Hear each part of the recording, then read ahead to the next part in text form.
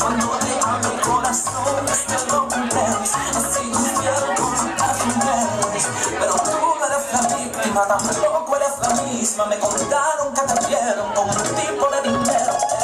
Entonces fui yo y pensé en mi hijo, pensé en hacerte daño, pensé en lo que vivimos.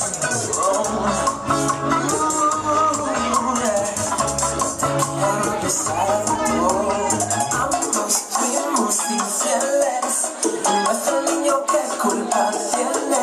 Acabemos con esto y de por la razón, no pongamos en riesgo lo que hicimos con amor. Ambos fuimos infieles, nuestro niño qué culpa tiene. Acabemos con esto y de por la razón, no pongamos en riesgo lo que hicimos con amor.